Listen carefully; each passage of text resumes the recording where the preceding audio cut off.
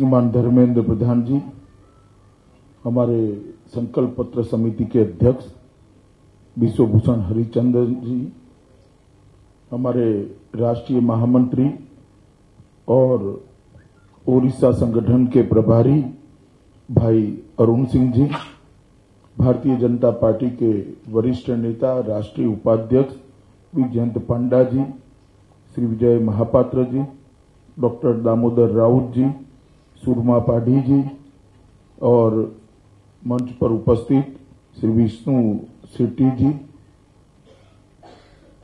यहां उपस्थित सभी भाइयों बहनों और सभी पत्र पत्रिकाओं के पत्रकार भाइयों और बहनों, अभी अभी विष्णुभूषण हरिश्चंद्रन जी के नेतृत्व में ओडिशा भारतीय जनता पार्टी ने नए ओडिशा का जो संकल्प जनता के सामने रखा है, इसके बारे में स्वयं विष्णुभूषण जी ने और भाई धर्मेंद्र प्रधान जी ने डिटेल में आप सबको सभी बताया है। मगर मैं ओडिशा में विगत 4 साल से प्रवास करता हूं और जितनी बार आया, हर बार मैंने पाया कि ओडिशा ज्यादा ही आने जैसा प्रदेश है, बार बार आने जैसा प्रदेश। ये प्रदेश अपार संभावनाओं का प्रदेश, ढेर सारी संभावनाएं हर दृष्टि से, भौतिक विकास की, रेवेन्यू के विकास की और सांस्कृतिक विकास की इसके अंदर पड़ी हुई है, मगर इसकी संभावनाओं को एक्सप्लोर नहीं किया जा सका, इसकी संभावनाओं को किसी ने तराशा नहीं। बहुत साल तक यहां कांग्रेस का भ्रष्टाचारी शासन रहा। आलसी और भ्रष्टाचारी शासन के लिए जो ओडिशा कभी आजादी के पहले पूरे देश के सभी राज्यों के अंदर अपनी भाषा की अस्मिता को लेकर अंग्रेजों के समय में आंदोलन कर अपना एक अलग राज्य की मांग करने वाला ओडिशा धीरे धीरे धीरे अपनी अस्मिता को विस्मृत कर रहा। बदलाव की आशा से ओडिशा की जनता ने बीजू जनता दल को सत्ता में लाया, नवीन बाबू को सत्ता के सूत्र सौंपे। शुरू में भारतीय जनता पार्टी भी साथ में थी, मगर 19 साल तक नवीन बाबू ने जिस प्रकार से यहां पर सरकार चलाई है, मुझे बोलने में कोई दुविधा नहीं है कि कांग्रेस से भी निकृष्ट शासन बीजू जनता दल ने दिया।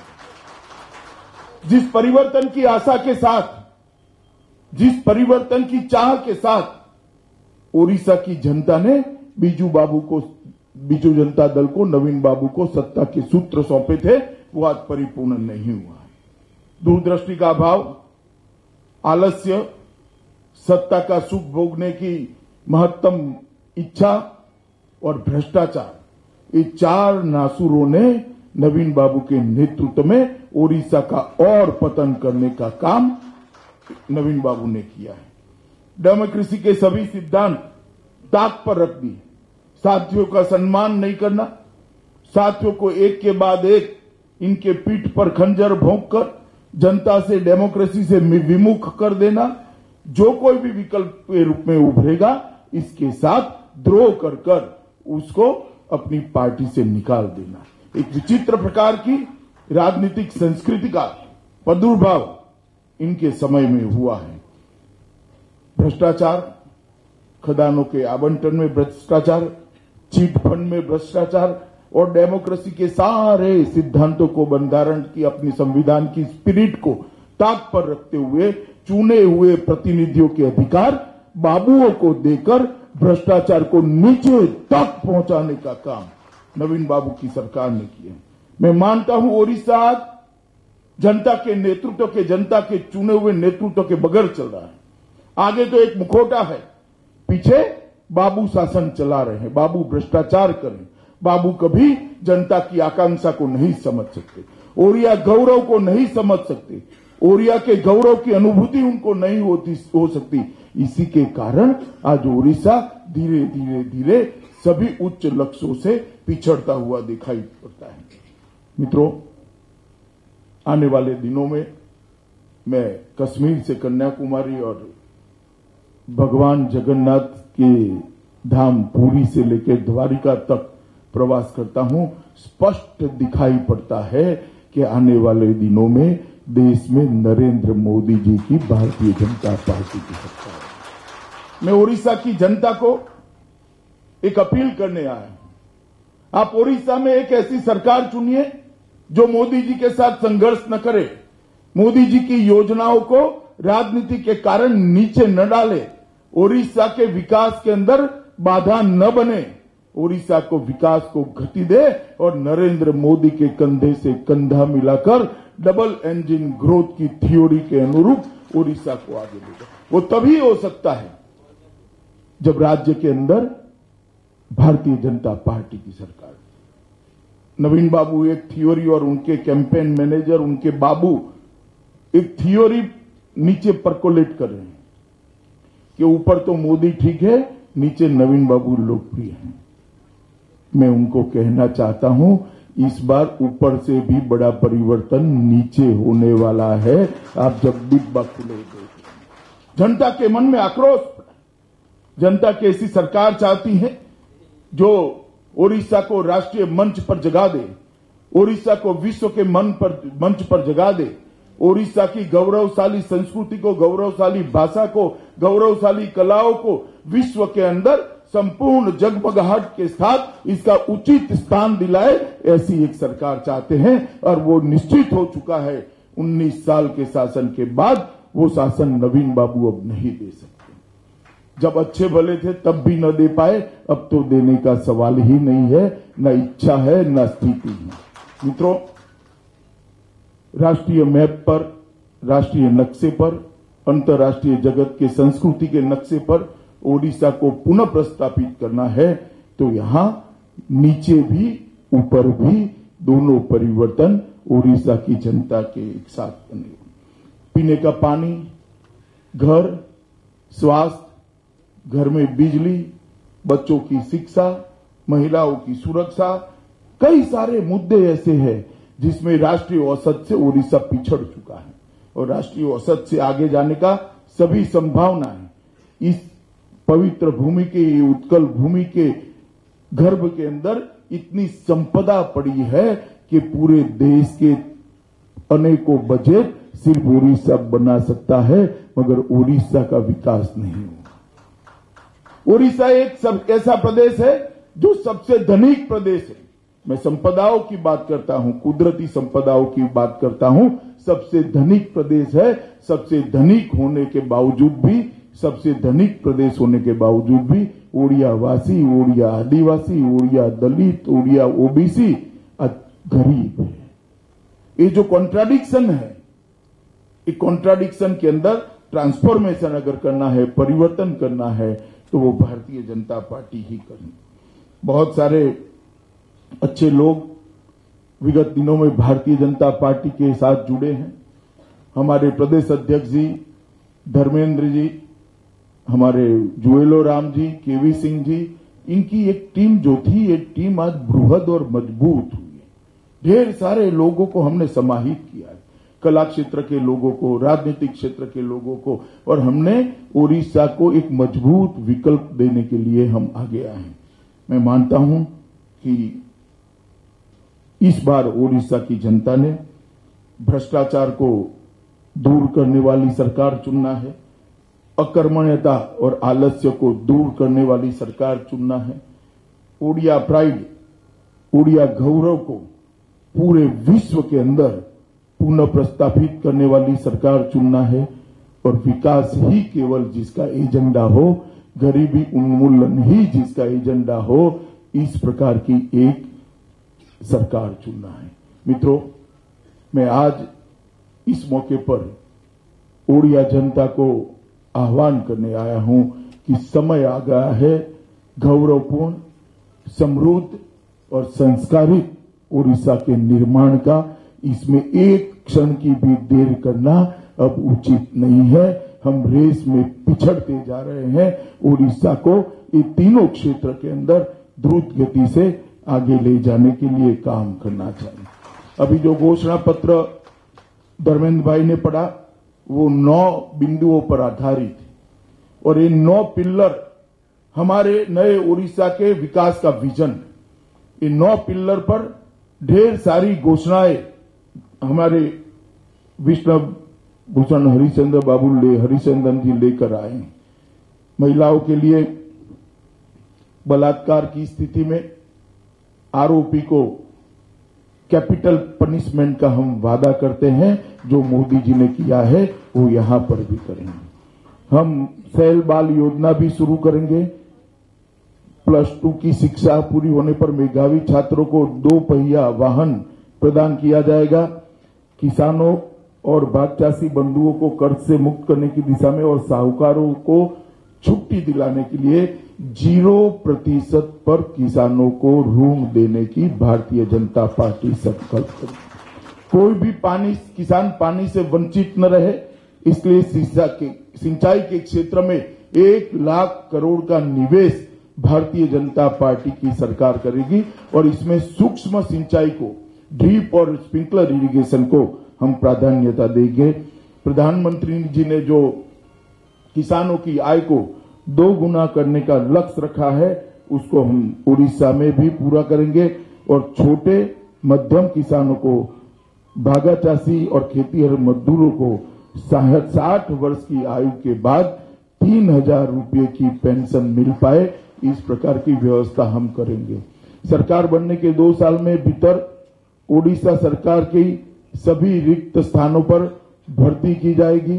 केजी से पीजी सभी को, गरीब लोगों को मुफ्त शिक्षा मिले, इसकी व्यवस्था कर दी जाएगी और लगभग 3500 करोड़ के स्किल ओडिशा फंड के साथ अगले 5 सालों में 20 लाख लोगों का स्किल डेवलपमेंट, कौशल्यवर्धन करने का हम करा देंगे। 1000 करोड़ का धर्मपथ स्टार्टअप फंड बनाया जाएगा, जिससे युवाओं को इनोवेटिव प्रोजेक्ट्स और बिजनेस आइडिया की फंडिंग की व्यवस्था कर दी जाएगी। इसके माध्यम से ओडिया युवाओं को एक मंच हम देना चाहते, एक प्लेटफॉर्म देना चाहते हैं, जिस पर खड़े होकर ओडिया युवा पूरे विश्व के युवाओं के साथ स्पर्धा कर ओडिशा के अंदर समृद्धि को ला जाए।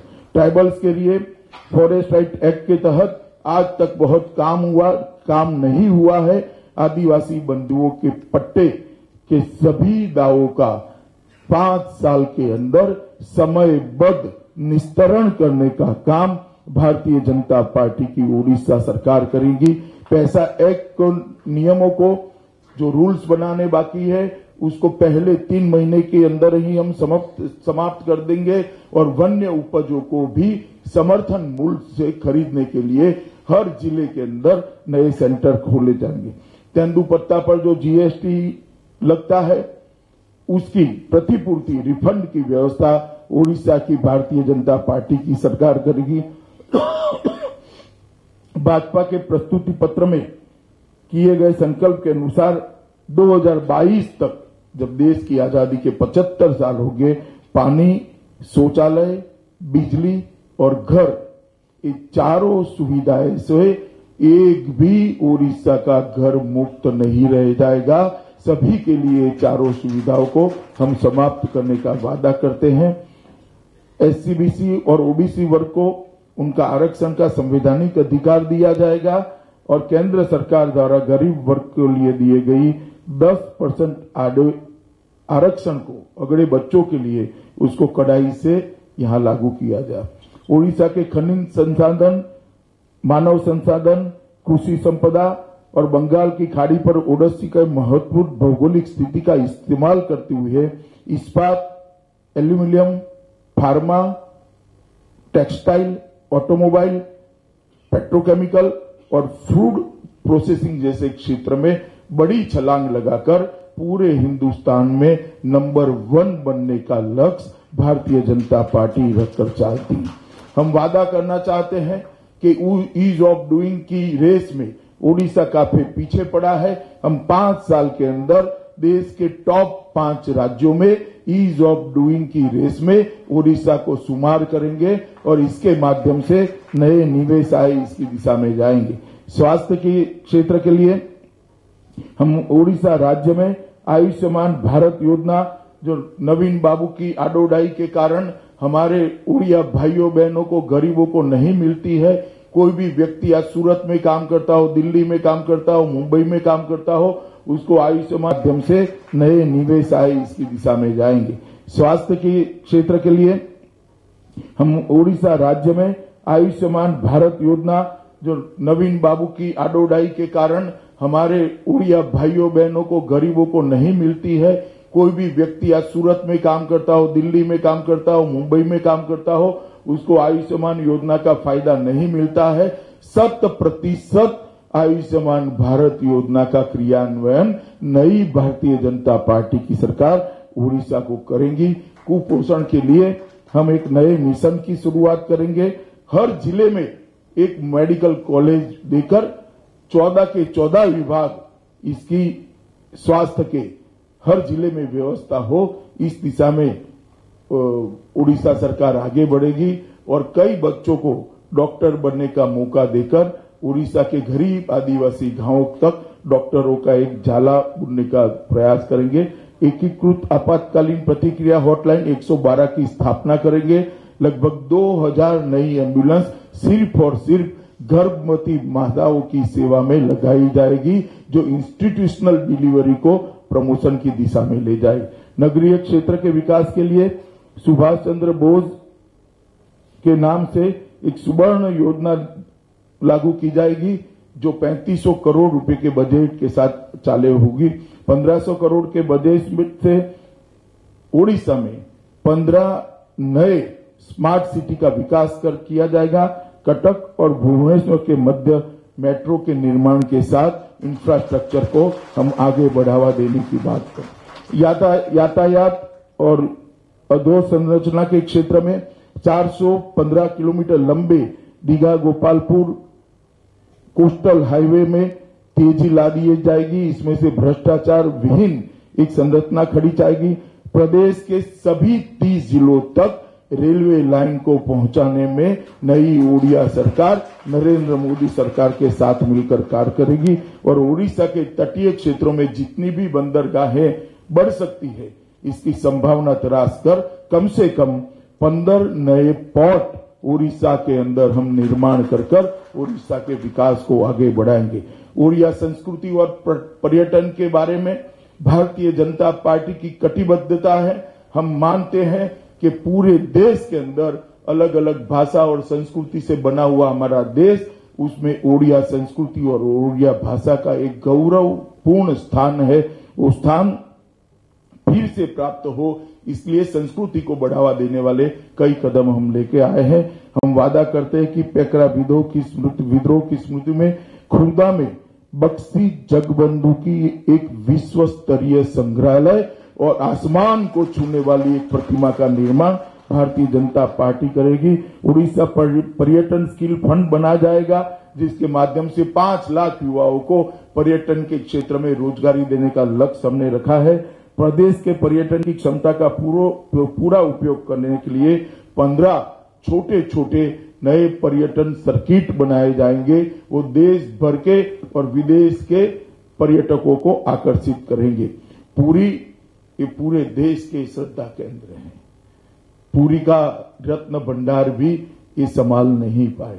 हम उड़ीसा की जनता को वादा करते हैं, पुरी को हम देश की सांस्कृतिक राजधानी के रूप में विकास कर महाप्रभु जगन्नाथ के सभी श्रद्धा रखने वाले भारतवासियों को और विदेश में भी रहते हिंदुओं के लिए एक उत्कृष्ट स्थान पुरी को बनाने के लिए हम आगे बढ़ेंगे। पुजारी बंधु योजना के तहत देश उड़ीसा भर के सभी पुजारियों को प्रति माह 1000 रुपए का आर्थिक शासन देने का हम प्रधानमंत्री की जन जन सुनवाई के दृष्टिकोण को अपनाते हुए ओडिशा के नए मुख्यमंत्री जो भारतीय जनता पार्टी के बनेंगे, वो भी हर बुधवार को 2 घंटा वैज्ञानिक तरीके से ओडिशा भर के सभी लोगों की सुनवाई का कार्यक्रम करेंगे, जिसका निस्तारण सिर्फ 30 दिन के अंदर हम समाप्त करेंगे। चीट फंड के घोटाले करने वालों को बख्शा नहीं जाएगा। हम पूरा सुनिश्चित करेंगे कि सभी के सभी जेल के अंदर जाए।